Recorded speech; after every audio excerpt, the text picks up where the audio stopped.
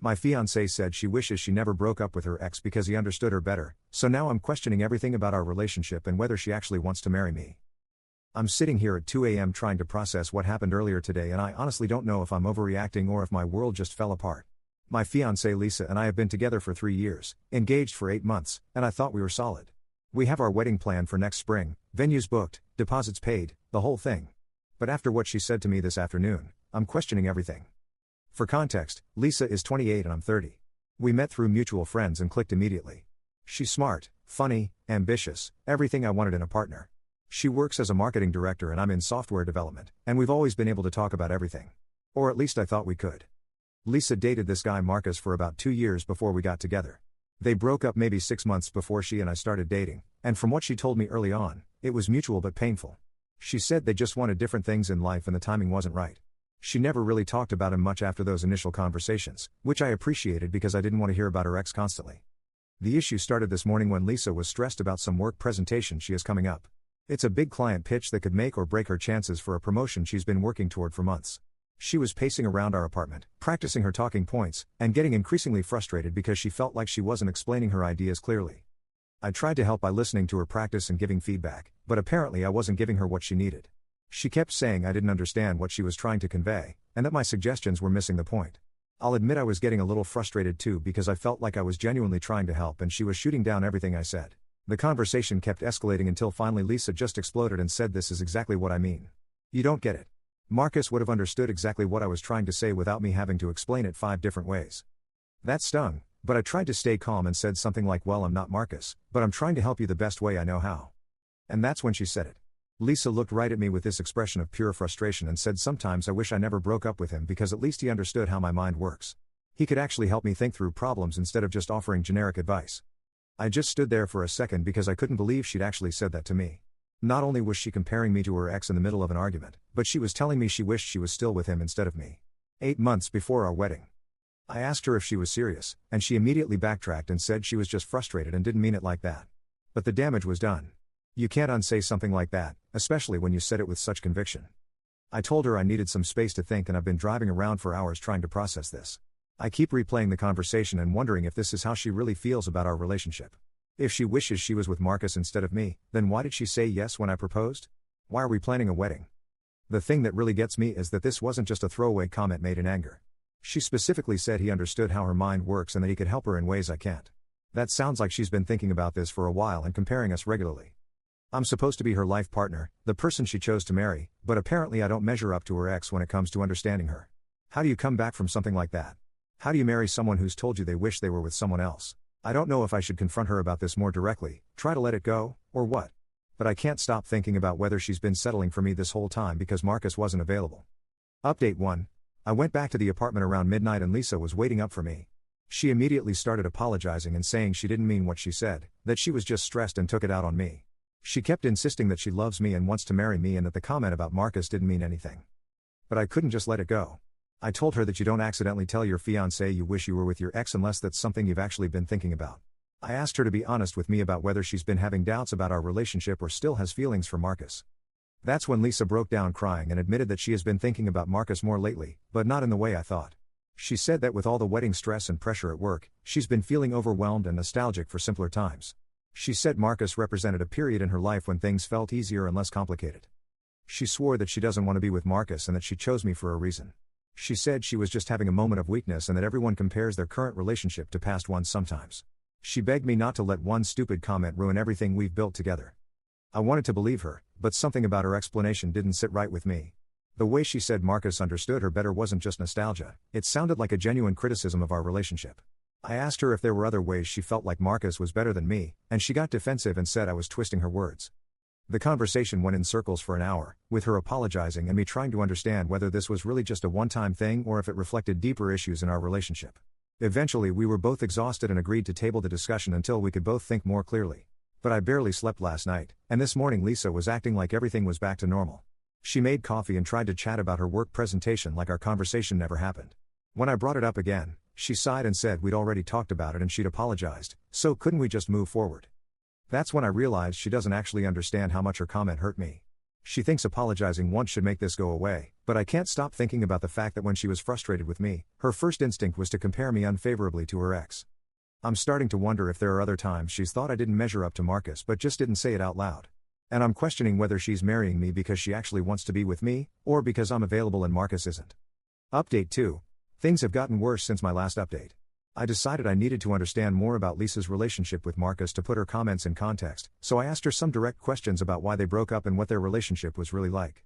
Lisa was reluctant to talk about it at first, saying it wasn't relevant to us and that she didn't want to dwell on the past.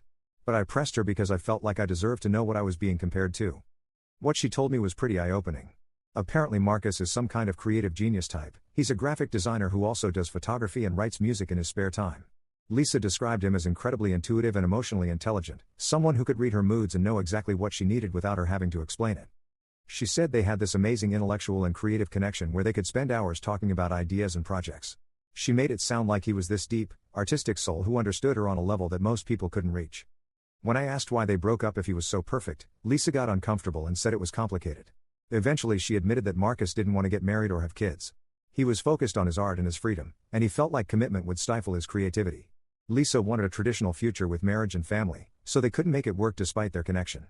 So basically, Lisa settled for me because I want the same conventional life that she does, while Marcus was the great love who understood her soul but wasn't willing to commit. That's a pretty awful position to be in as someone's fiance. I asked Lisa directly if she felt like she was settling by being with me instead of Marcus, and she got angry and said I was putting words in her mouth.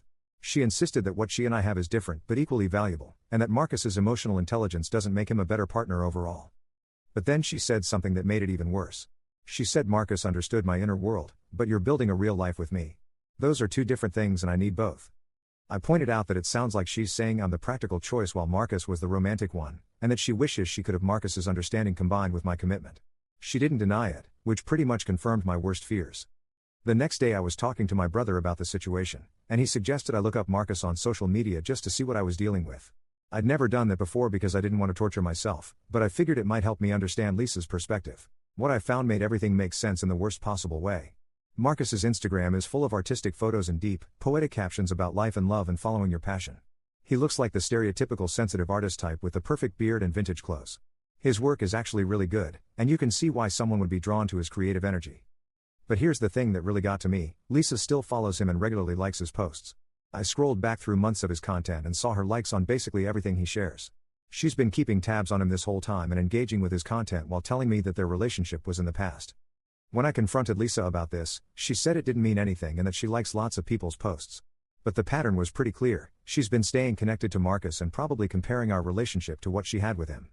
I'm starting to realize that I've been competing with a ghost this whole time. Lisa may have chosen to be with me, but emotionally she's still partially invested in Marcus and what they had together. And the worst part is that I can never measure up to the idealized version of him that she's carrying around. Update 3. Everything completely fell apart yesterday and I don't know if there's any coming back from this. I was already questioning whether Lisa really wanted to marry me or if she was just settling, but what I discovered has made me realize the situation is even worse than I thought. Lisa had to work late on Tuesday night, so I was home alone and decided to clean up our bedroom. I was putting some of her clothes away when I found a box tucked under some sweaters in the back of her closet. I wasn't snooping intentionally, but the box was in the way and when I moved it, some photos fell out. They were pictures of Lisa and Marcus together. Not just a few casual photos, but dozens of them spanning their entire relationship. Pictures of them traveling, at parties, intimate moments, artistic shots that Marcus had probably taken. But what made it worse was that these weren't just old photos she'd forgotten about, some of them were printed recently.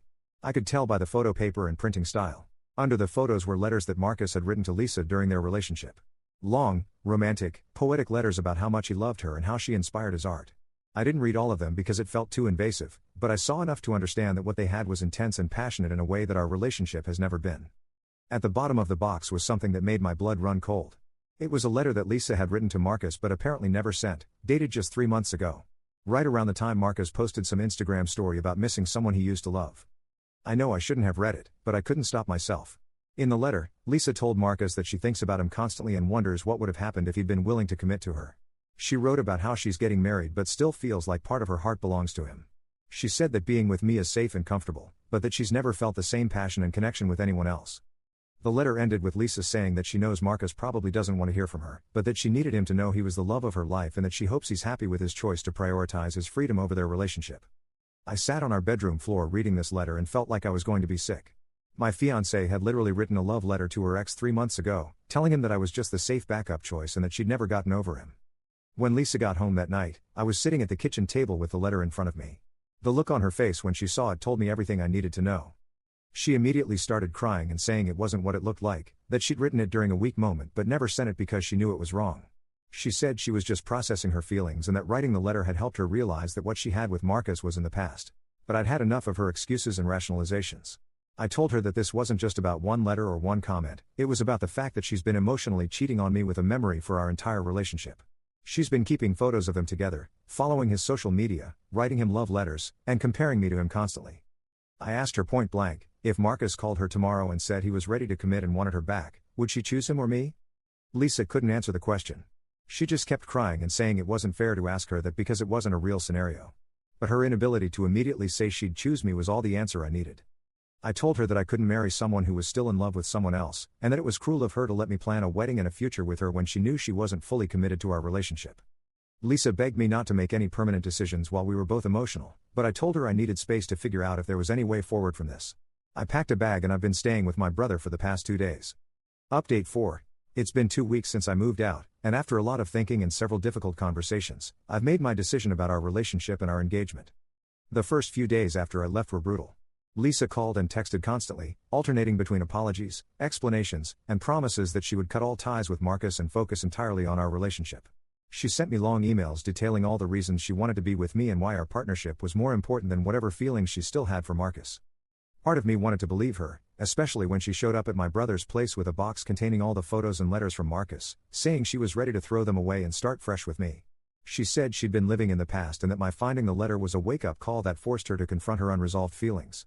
But I kept coming back to the same fundamental problem. Lisa had spent our entire relationship comparing me to Marcus and finding me lacking. Even if she threw away the physical reminders and blocked him on social media, I couldn't erase the knowledge that she thought of me as the practical choice rather than the love of her life. The breaking point came when I asked Lisa why she had said yes when I proposed if she still had such strong feelings for Marcus. I expected her to say she'd been confused or hadn't realized the depth of her feelings at the time. Instead, she said something that made everything crystal clear. She said she'd said yes because she knew Marcus would never commit to her, and she didn't want to spend her life waiting for someone who would never give her what she needed. So she'd gotten engaged to me not because she wanted to marry me specifically, but because she'd given up on the person she actually wanted to be with and decided to settle for someone who would give her the conventional life she thought she should have. That's when I realized that even if Lisa managed to get over Marcus completely, I would always know that she'd chosen me as a consolation prize. I'd always wonder if she was thinking about him when we were together, or if she'd leave me if someone else came along who could offer both passion and commitment. I called Lisa and told her that I was ending our engagement. I explained that I couldn't build a marriage with someone who saw me as a settlement rather than a choice, and that we both deserved to be with people who were fully committed to the relationship.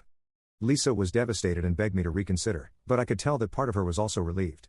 I think she'd been feeling guilty about her feelings for Marcus and knew our relationship wasn't fair to either of us. We spent last weekend dividing up our belongings and dealing with the practical aspects of canceling our wedding. It was incredibly sad and difficult, but I also felt like a weight had been lifted off my shoulders. I don't have to wonder anymore whether I'm enough for her, or worry about competing with the ghost of her ex.